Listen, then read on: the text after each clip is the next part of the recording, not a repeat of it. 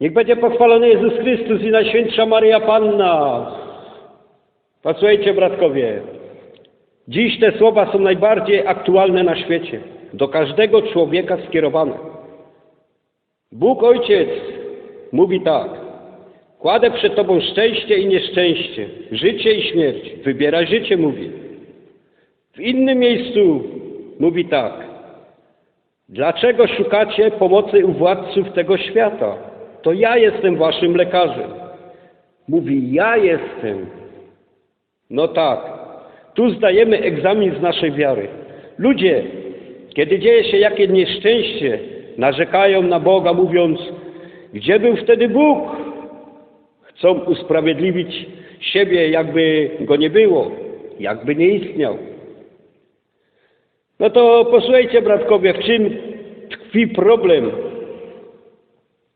Uważajcie teraz dobrze na to zdanie. Dopóki świat i każdy człowiek z osobna nie zrozumie, kto tu jest twórcą, a kto stworzeniem i kto ustalił prawo do przestrzegania go, wiecznie będzie chodził w ciemnościach i narzekał na Pana Boga, usprawiedliwiając swoje niecne czyny i swoją niewiarę. To prawda. A czym tak Bóg Ojciec najbardziej się brzydzi? No to posłuchajmy. Gdy Izraelici dopuszczali się nieprawości, co oczywiście dzisiaj przekracza wszelkie pojęcie, Bóg dał nam 10 przykazań. I to 10 przykazań pokazuje nam, czym Bóg najbardziej się brzydzi. Za samo złamanie pierwszego przykazania poczytajcie proroka Jeremiasza, co się stało, gdy ludzie oddawali cześć bożkom, stało się wielkie nieszczęście.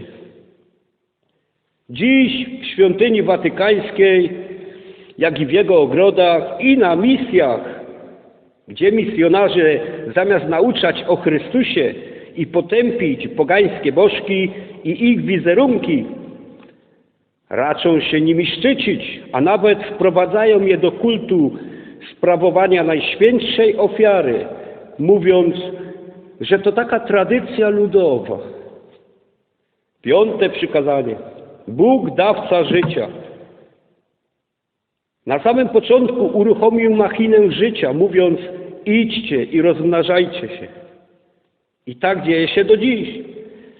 Ale zbuntowany człowiek sprzeciwił się Bogu, mówiąc, aborcja, holokaust. Setki milionów istnień, niewinnych, które miały przyjść na świat, by oddawać cześć Bogu, zostało uśmiercone. 6. przykazanie. Nie cudzołóż. To najbardziej łamane przykazanie idące od szczytów samego biskupa Rzymu, który broniąc związków o tej samej płci, po dzisiejszą zbuntowaną młodzież, która idąc w marszu demonicznego opętania, żąda tylko nierządu, z którego zazwyczaj rodzi się śmierć, czyli aborcja. A jak to się ma do 3. przykazania? Pamiętaj, abyś dzień święty święcił. Czyżby w Kościele Jezusa Chrystusa Bóg, który mówi, że jest lekarzem, nagle stał się zarazą? Czyżby tak trudno było zrozumieć słowa, które zatroskany Bóg Ojciec mówi? Dlaczego szukacie pomocy u władców tego świata? To ja jestem waszym lekarzem. Ja, nie oni. I w tym miejscu człowiek zdaje egzamin z wiary. Jak dziś widać, bardziej słucha się rządu i decyzji niewiernego episkopatu, który zamiast słuchać lekarza, słucha władców tego świata pod przykrywką zdrowia, zapominając, co to duch i jego uświęcenie. Dlatego w delikatny sposób odpowiadają Panu Bogu na 3. przykazanie. Dyspensa, a będzie coraz gorzej. Szczęścia i życia nie wybrali. W pewnym miejscu Matka Boża wypowiedziała takie słowa. które są aktualne na dziś. A mówi tak: ludzkość pozna krwawą godzinę kary. Zostanie ona uderzona biczem epidemii. Coś takiego. Czy nie jest to dziś? I mówi dalej: głodu i ognia. Wiele krwi rozleje się na waszych drogach. Wszędzie rozszerzą się wojny, powodując niezmierne zniszczenie świata. O tym mówiła też w La Salle. O ogniu mówi też Ewangelia. Ja wam dobrze radzę, posłuchajcie, co mówi Pan Jezus i Jego Matka. Jeśli się nie nawrócicie, wszyscy zginiecie. A Maryja doda: pokuta, pokuta, pokuta. Ale dziś o Fatimie się zapomina. Wolicie jeździć po świecie, goniąc za cudowiankami. Tyle razy mówiłem, co zrobić, ale biskupi i księża mają zatyczki w uszach. Rok pokuty w narodzie polskim i budowanie wieczerników, tak zwanych przebłagalni. A wielki ucisk nadciąga wielkimi krokami. A ohyda spustoszenia jest tuż, tuż, bo Kościół jest już na Golgocie. Podziękujmy episkopatowi, że prowadzi nas szeroką drogą nad przepaść. Rodzi się pytanie: od kiedy to Kościół słucha rządu? Zawsze to rząd w trudnych chwilach zwracał się o pomoc do Kościoła. I tak to jest. Jak się nie mówiło o grzechu i łasce, wpuszczało się nam różne sekty do prezbiteriów pod pozorem fałszywej miłości, uwielbiali samych siebie, kazali nam powstać z kolan sprzed oblicza Bożego, a przyjąć postawę heretyków, którzy od Kościoła odeszli, zakładając swoje niby to kościoły z błędną i tolerancyjną nauką na grzech i błąd. Teraz macie inną Ewangelię, tak zwaną nową ewangelizację, która pogodziła brud z czystością, światłość z ciemnością i grzech z niewinnością. Nie nazywa się już grzechu po imieniu. Teraz jest tolerancja na grzech i błąd. To taka tolerancyjna Ewangelia dla wszystkich. Fratelli tutti, wszyscy się kochajmy. Unikajcie jej jak diabeł święconej wody. Pretensje mam nawet do Kościoła, że dzisiaj nie uczy, do Kościoła katolickiego, że nie uczy właśnie Żydów, muzułmanów o Jezusie Chrystusie.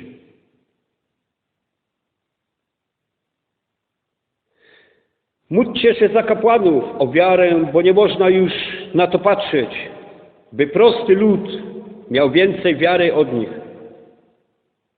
Dziennie dziękujcie Matce Bożej za to, że powstrzymuje gniew Syna. Bo jakby nie ona, to już dawno po nas. Dlatego Bóg ma tyle cierpliwości dla nas, bo nie chce naszej śmierci, tylko by każdy się nawrócił i żył. Módlcie się, by episkopat wprowadził rok pokuty w narodzie polskim z cosobotnim różańcem na wiecznej modlitwie wynagradzającej za haniebne czyny i niecne przewinienia narodu polskiego i każdego z osobna.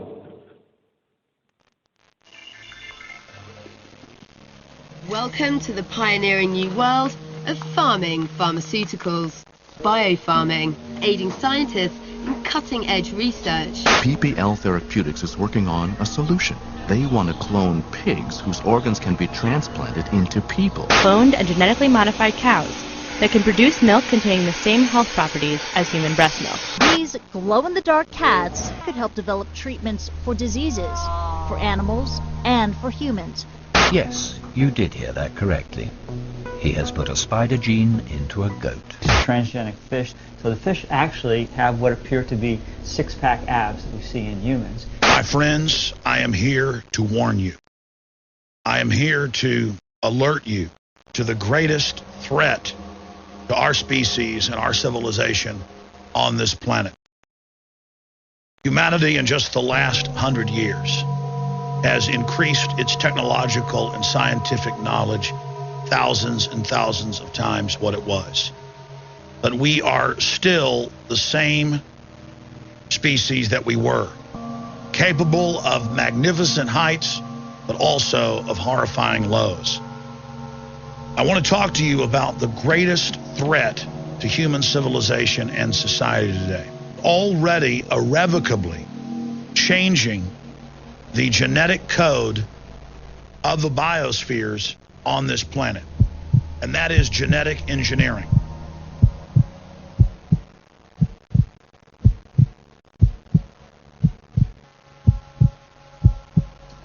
Now, I love science and technology. I know that it's a neutral thing and that man can use it for good or bad. But that said, the controllers and engineers of our society for more than 100 years have believed that if they can discover the secrets of life, DNA, that they will have the keys to immortality. And now you see all the different news articles where they openly brag about this, and the elite says, we don't need a giant population anymore to run our technological systems. We're now phasing into robotics, where the military's aircraft will be drone, where combat robots will do the fighting, where manufacturing will be carried on and executed by non-biological systems. So there is an arms race going on and a technological race going on right now dealing with genetic engineering. And recently, the FDA has put into effect new policies that allow genetic engineering companies, predominantly big agri, to put on the market any GMO organism they wish without even consulting the public. Now, when you look at this, it's not just GMO grass that takes less water. It's not just GMO tomatoes that last longer on the shelf. Every genetic engineer I've talked to who worked at these large companies said that in the different studies of GMO potatoes, rice, you name it, that there would be the side effect of reducing fertility in the rodents, the rats, the mice, the guinea pigs that they tested it on. Those that ate the genetically engineered soy, they didn't actually show the problems in the first generation. The second generation was slower growth, slower onset for maturity, but by the third generation, that's when nearly all of the adults had lost the ability to have babies. And then later in primate studies with monkeys and apes, the same thing happened. And that along with the public trait that these organisms are being engineered for, there are other traits quietly being built in as a Trojan horse that cause biological changes in the body, that increase cancer, that reduce fertility. And these developments are a lot further along than the public has even been told. The information is available, but it's not an issue that gets a lot of media play. And even when I have the news articles and cover them on air, I get emails and phone calls saying I'm a liar. I'll never forget years ago covering news articles about spider goats, part spider, part goat, to produce body armor in their udders, in their mammary glands, that can then be used as an industrial product, a special component. This is the very life force of the planet, the very building blocks of the planet being scrambled together. And people would call me and couldn't believe it. Even today, I see news articles about spider goats and salmon that are been mixed with other insects and fish that will, within 40 generations, extinct the natural salmon that are in the ocean, according to university studies. And people just seem to not care. We are being fed this stuff. GMO crops have been infecting other crops, but also other plants that are growing naturally and haven't been developed through hybridization. When there's a nuclear disaster, it increases cancer, it causes a lot of illnesses, but it tends to dissipate over time. But with genetically engineered and altered organisms, it doesn't go away. It mixes with other species. And that's what I'm here to talk to you about. What is the greatest threat to our species? It is unchecked, out of control, genetic engineering being carried out by thousands of companies in tens of thousands of laboratories across the world. I remember 7 or 8 years ago seeing in the Washington Post just a footnote in an article in their science section where they admitted that in Costa Rica there is widespread human-animal clones being made. And yes, my friends, you heard me right. In fact, if you go back to the BBC News articles from more than a decade ago, they admitted that they weren't just cloning humans, that they were splicing them, in one case, with cow genetics, bovine genetics, so that the cow would not reject the human fetus growing inside of its uterus. Now, why are they doing this? They are growing the fetuses up to close to term, reportedly, and this is what we know about, so that their organs can be harvested. You have your clone produced with cow genetics in it so that your clone can be grown in a cow nearing the time that you need the liver transplant or kidney transplant or blood transfusions, whatever the case is, and then your clone is harvested from the womb of the cow or the artificial wombs that they've been developing and harvested so that you can have an extended life. And the issue here is we need to have a debate about this. People see this as science fiction because in movies back in the 50s and 60s and 70s or in The Island of Dr. Moreau, this was written about many decades before that. And so people have been preconditioned that this is fantasy and that this doesn't exist. This is very real. And I thought that I would raise this issue again because over the weekend I saw in the news of Australia human-animal hybrids created amid Frankenstein warnings. Scientists in the UK have reportedly created more than 150 human-animal hybrid embryos in controversial secretive lab experiments that spread over 3 years. And there's another report here out of the Daily Mail who also reported on this issue. A lot of things concern me and hopefully concern you with all of this, but one issue is the media. Every time I've seen this reported in the last 15 years, it's always the first time it's being reported, and they always say it's been going on for 3 to 5 years. Well, the first time I saw this confirmed, that human clones had been created but terminated before term, before they were born, was in the BBC, 95, 96. You can pull it up.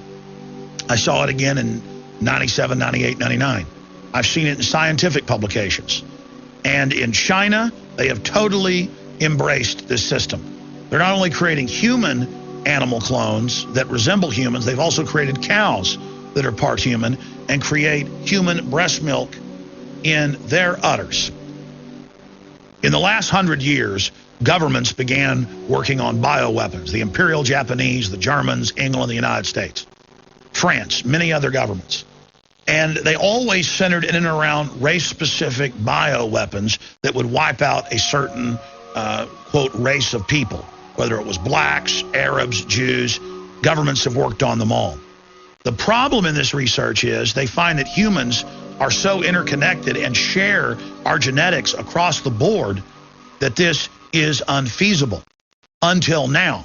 Now, the number one danger here is that governments, when they began to work on bioweapons, first tried to take zoological bioweapons like Ebola that affected apes and monkeys and cross it over to humans. And there's evidence that that's what's happened with Ebola. Now governments, in the name of defense, are working on airborne Ebola that will kill 99% of us that it comes in contact with. Then you discover that the ruling elite are obsessed with world government being a mechanism to carry out the orderly extermination of the global population. We covered that in my seminal film, Endgame, Blueprint for Global Enslavement, free here on the web at YouTube. At least for now, we're being censored more and more. Please get that film, get out to everyone you know. So you've got insects, animal genes, reptile genes being engineered into fish and being released to open water. You've got human cross-species clones growing inside of cows so they can harvest the organs. Ladies and gentlemen, they talk about animal rights. What about human rights? They're mixing plant and animal with human. And this will allow cross-species diseases to spread easier into populations. It will give rise to mutant viruses and other mutagenic microorganisms that could create plagues, the likes of which this earth has never seen. And there are thousands of different laboratories across the world working on these systems. We're already seeing clear evidence that genetically engineered crops are what's causing all of these incredible allergies. It's what's destroying our immune systems.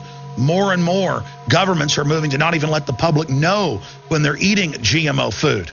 They're coming out with cloned beef, cloned chicken, cloned fish, but not just cloned, cross-species. When you read the industry publications of these biotech companies bragging about the part human, part animal creatures they're creating, they say that it was essential from the beginning that they do this so that the clones not have rights. When they mix chimpanzee with a human embryo and play God, they then claim that these poor creatures they've created have no rights. And listen to me carefully here. If this has been going on for 15 years and is now only being introduced to the public, can you imagine what's been going on in secret in government laboratories and private corporate laboratories across the planet? That's why the global engineers are so arrogant. They have been playing God for a long time. They are taking the successes from their research and shelving it under national security for themselves. If humanity survives, when the history of this time is written, our progeny will marvel that we ever survived, and they will marvel at the unmitigated recklessness of the ruling class and what they're doing. The rates of cancers and diabetes have doubled in the last decade. We are being tested upon. This is such a nightmare by these psychopathic technocrats. The same government and corporate institutions that are caught worldwide giving children live polio and syphilis shots. The same people caught funding forced abortions in China.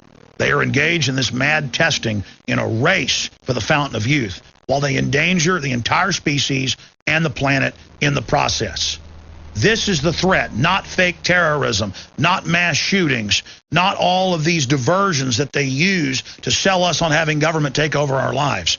The threat is this globalist banking cartel in control of the scientific method and almost all research funds on the planet playing God. This makes nuclear weapons look like child's play. And the psychopathic ruling class is selling all of this as inevitable. You will be assimilated by the Borg, basically.